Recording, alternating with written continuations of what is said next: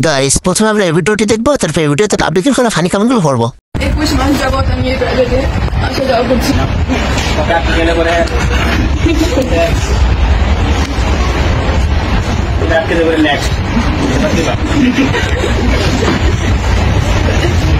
মানে অনেক ফ্রেন্ড ছিল, কিন্তু তোদের মতো কেউ হবে না রে।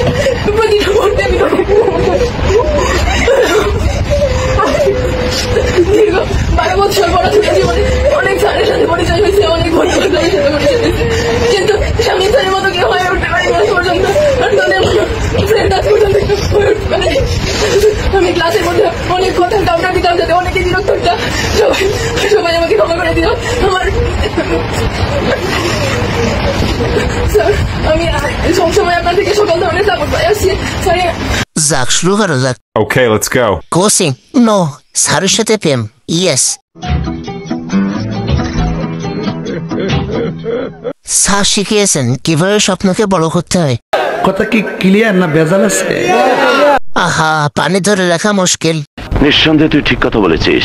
প্রাইভেট স্যার ওনাকে অনেক আদর মহব্বত করতো, তাই বিদায় নিতে কষ্ট হয়। বেড়া বেয়াদবি কিন্তু বেশি হয়ে যেতেছে।